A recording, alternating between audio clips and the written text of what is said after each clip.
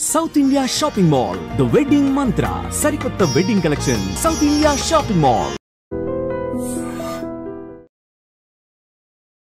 అందరికీ నమస్కారం. నేను మీ ఆయుర్వేద డాక్టర్ చిట్టిబొట్ల మధుసూదన్ శర్మని. మనం ఈ వీడియోలో మోకాళ్ళ నొప్పులకి చక్కటి గృహ వైద్యం అనేటువంటి ఆసక్తిదాయకమైనటువంటి అంశాన్ని గురించి తెలుసుకోబోతున్నాం. ఈ రోజుల్లో చిన్న వయస్సులోనే మోకాళ్ళ నొప్పుల సమస్యలు రావడం చాలా దురదృష్టకరమైనటువంటి పరిణామం. ఈ మోకాళ్ళ నొప్పుల సమస్యని సర్వసాధారణంగా ఆధునిక వైద్యంలో ఆస్టియో ఆర్థరైటిస్ అనేటువంటి పేరుతో పిలుస్తూ ఉంటారు. ఆయుర్వేద వైద్య విధానంలో మన మహర్షులు సంధివాతం అనేటువంటి పేరుతో చక్కగా ఈ యొక్క వ్యాధిని గురించి విస్తారంగా వివరించి చక్కటి చికిత్సా విధానాల గురించి కూడా తెలియజేయడం జరిగింది. ఆయుర్వేద వైద్య విధానంలో వాత వ్యాధులు 80 రకాలుగా చెప్పబడ్డాయి. ఆ 80 రకాలైనటువంటి వాత వ్యాధుల్లో సంధివాతం అనేటువంటి ఒక వాత వ్యాధిని కూడా మన మహర్షులు చేర్చడం జరిగింది. మరి ఈ యొక్క సమస్య వచ్చినప్పుడు కొంతమందిలో ప్రారంభంలో మొట్టమొదట ఒక కాలే మొదలయ్యి తర్వాత కొన్నాళ్ళకి క్రమక్రమంగా ఆ ఒక కాలులో ఉన్నటువంటి సమస్య పెరిగిపోవడమే కాకుండా మరొక కాలికి కూడా ఈ నొప్పి వచ్చేటువంటి పరిస్థితి ఏర్పడుతూ ఉంటుంది. ఈ సమస్య వచ్చే కొద్దీ మెట్లు ఎక్కడం కష్టంగా ఉంటుంది, దిగడం కష్టంగా ఉంటుంది, అదేవిధంగా కూర్చోవడము లేవడం కష్టంగా ఉంటుంది, వంగడం కష్టంగా ఉంటుంది, ఏదన్నా పని చేసుకోవడం కష్టంగా ఉంటుంది, ఫ్రీగా నడవడం కష్టంగా ఉంటుంది. ఇలా ప్రతి పని కూడా ఇబ్బందికరంగా ఉండేటువంటి పరిస్థితి ఏర్పడుతూ ఉంటుంది. ఆధునికంగా మనం ఆలోచించినట్లయితే అసలు ఈ మోకాళ్ళ నొప్పులు ఎందుకు వస్తాయని చెప్పేసి ఆలోచించినట్లయితే అనేక రకాలైనటువంటి కారణాల వల్ల మోకాళ్ళ భాగంలో వివిధ రకాలైనటువంటి హానికారకమైనటువంటి రసాయన పదార్థాలు ఉత్పత్తి అయ్యి ఆ హానికారకమైనటువంటి రసాయన పదార్థాలు ఉత్పత్తి ప్రభావం చేత మోకాళ్ళని దెబ్బతీస్తాయన్నమాట. ఈ యొక్క ప్రక్రియనంతా ఇన్ఫ్లమేషన్ అనేటువంటి ప్రక్రియతో చెప్తుంటారు. ఈ ఇన్ఫ్లమేషన్ అనేటువంటి ప్రక్రియలో హానికారకమైనటువంటి పదార్థాలు అంటే ఇన్ఫ్లమేటరీ మీడియేటర్స్ సైటోకైన్స్, ఇంటర్లికిన్స్ ఇలాంటివి అనేక రకాలైనటువంటి హానికారకమైనటువంటి పదార్థాలు రసాయనాలు ఉత్పత్తి అవుతుంటాయి. ఇవి ఉత్పత్తి అయినప్పుడు ఆ మోకాలు కీలుని అంటే ఆ జాయింట్ని డ్యామేజ్ చేసేస్తాయి.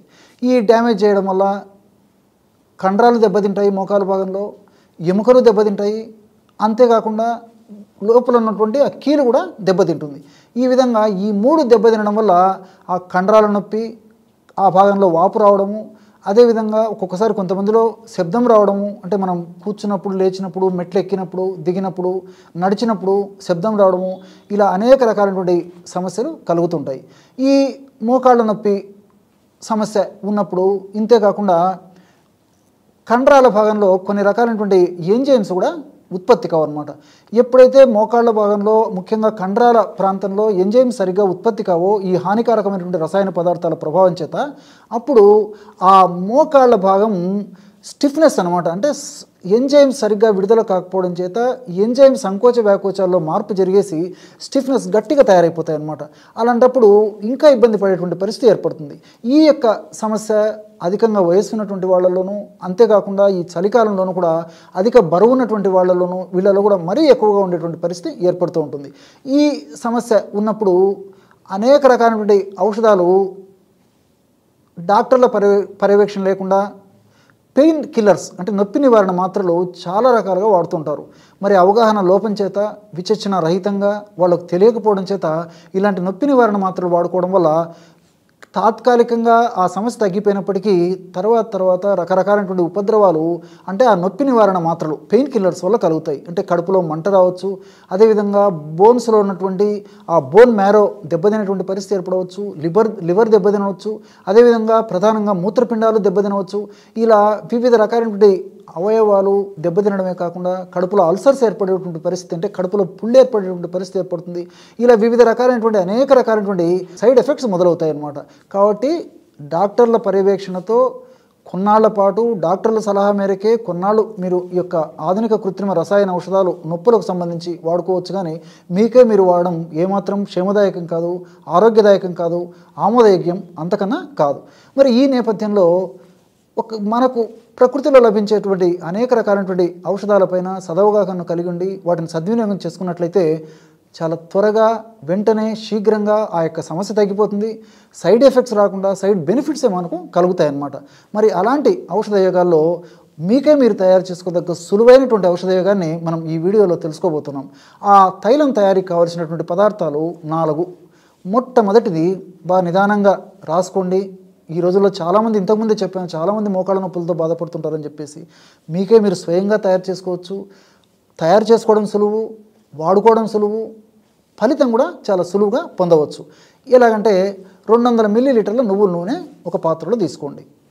ఆ నువ్వుల నూనెలో 20 గ్రాములు వెల్లుల్లి రెబ్బలను నలగొట్టేసేసి వేసి అందులోనే 20 గ్రాములు సైంధవ చూర్ణం కూడా వేసి పొయ్యి మీద పెట్టేసేసి కొద్దిసేపు సన్న మంట మీద మరిగించండి. కొద్దిసేపు మరిగించేసరికి ఆ వెల్లుల్లిలో ఉన్నటువంటి ఔషధ గుణాలన్నీ నూనెలోకి వచ్చేస్తాయి అన్నమాట. ఆ వెల్లుల్లి కూడా నల్లగా మారిపోతుంది. ఇదే మీకు గుర్తు. వెల్లుల్లి రెబ్బల యొక్క పొట్టు నల్లగా మారిపోతుందో, అంటే వెల్లుల్లి రెబ్బను దంచి వేసింటాం కదా, నల్లగా మారిన తర్వాత ఆ పాత్రను కిందికి దించేసి ఉడగట్టేసి అందులో 20 గ్రాములు ఇంగువ చూర్ణం. ఇంగువ తెలుసు కదా మనకందరికీ, సర్వసాధారణంగా వంటింటి పోపు దినుసే కదా. ఇంగువను చూర్ణం చేసినటువంటి ఆ యొక్క ఇంగువ చూర్ణాన్ని ఒక్క 20 గ్రాములు ఆ వేడిగా ఉన్న పదార్థాన్ని ఉడగట్టేసి అందులో వేసేసి మూత పెట్టేసేయండి. ఆ ఇంగువలో ఉన్నటువంటి ఔషధ గుణాలు కూడా క్రమక్రమంగా అది చల్లారేసరికి ఆ నువ్వుల నూనెకి వచ్చేస్తాయి అన్నమాట. అంటే మనకు నువ్వుల నూనెలో వెల్లుల్లి రసము, వెల్లుల్లిలో ఉన్నటువంటి ఔషధ గుణాలు కలిసాయి, సైంధవ లవణంలో ఉన్నటువంటి ఔషధ గుణాలు కలిసాయి, అట్లే ఇంగువలో ఉన్నటువంటి ఔషధ గుణాలు కలిసాయి. ఈ 3 పదార్థాలు కూడా నొప్పిని తగ్గించేటువంటి వాటిలో అత్యుత్తమంగా పనిచేస్తాయి అన్నమాట. దీనికి తోడు తైలం, నువ్వుల నూనె కూడా ఈ యొక్క నొప్పిని తగ్గించడంలో చాలా అద్భుతంగా పనిచేస్తుంది. మనం ఈ 4 పదార్థాలు కలిపి తయారు చేసుకున్నటువంటి పదార్థం కాబట్టి ఇది చాలా అద్భుతంగా పనిచేస్తుంది. ఈ విధంగా ఆ యొక్క తైలాన్ని తయారు చేసుకున్న తర్వాత ఆ యొక్క తైలాన్ని చల్లారిన తర్వాత ఒక గాజు సీసాలో నిల్వ ఉంచుకొని రోజు ఉదయం ఒక్కసారి, సాయంత్రం ఒక్కసారి తగినంత ఈ నూనెని తగినంత తీసుకొని మోకాళ్ళ భాగంలో తగినంత అప్లై చేసి సున్నితంగా మర్దన చేస్తూ ఉండాలి. ఇంతే. ఈ విధంగా సమస్య తీవ్రంగా ఉంటే రోజు 2 సార్లు చేయవచ్చు. సమస్య కొద్దిగా ఉంటే రోజు ఒక్కసారి కూడా చేసినా సరిపోతుంది. ఇక్కడ మీరందరూ కూడా మరొకటి గుర్తుంచుకోవాలి. ఈ రోజుల్లో ఆధునిక నాగరికత పుణ్యమని మన సంస్కృతి ప్రభావాల చేత, పాశ్చాత్య నాగరికత ప్రభావం చేత మరి ఈ రోజుల్లో వ్యాధి లేని మనిషి లేడు అంటే అతిశయోక్తి కాదు. అంటే బీపీ అన్నా ఉంటుంది, గ్యాస్ట్రిక్ ట్రబుల్ అన్నా ఉంటుంది, అదేవిధంగా షుగర్ అన్నా ఉంటుంది, ఇతర అనేక రకాలైనటువంటి లివర్ సమస్యలను ఉంటాయి, కిడ్నీ సమస్యలను ఉంటాయి. ఇలా ప్రతిరోజు ఇంచుమించు ప్రతి ఒక్కరు కూడా కనీసం 3-4 రకాల మందులు వాడేటువంటి పరిస్థితి ఏర్పడిందనమాట. ఈ నేపథ్యంలో చాలామంది డాక్టర్ గారు ఈ నొప్పులతో బాధపడుతున్నాము, మళ్ళీ ఈ నొప్పులకు సంబంధించి కూడా మరి మందులు అంటే వాడడం కష్టమవుతున్నామని చెప్పేసి కూడా కొంతమంది బాధపడుతూ ఉంటారనమాట. మరి అలాంటి వాళ్ళు నొప్పి కొద్దిగా ఉండి ఒక కాలికే ఉండి కొన్నాళ్ళ నుంచే ఉందైతే కేవలం ఈ మందే సరిపోతుందన్నమాట. మన కడుపులోకి వాడవలసినటువంటి అవసరం కూడా లేదు. ఈ మందును వాడుకోవడం వల్ల నొప్పి, పోటు, సలుపు, బాధ ఇలాంటివన్నీ తగ్గిపోతాయి, కంఫర్టబిలిటీ వస్తుంది, సైడ్ ఎఫెక్ట్స్ ఉండవు, సైడ్ బెనిఫిట్స్ ఉంటాయి. కాబట్టి మరి ఇలాంటి సమస్యతో బాధపడేటువంటి వాళ్ళు ఎవరైనా ఉంటే ఈ ప్రకృతి ప్రసాదించినటువంటి ఈ యొక్క ఔషధాన్ని తయారు చేసుకొని వాడుకొని చాలా చక్కగా లబ్ధి పొందవచ్చు. చూశారు కదా ఎటువంటి సులువైనటువంటి ఔషధయోగాన్ని మోకాళ్ళ నొప్పుల సమస్య తగ్గేందుకు ఈ వీడియోలో తెలుసుకున్నారో.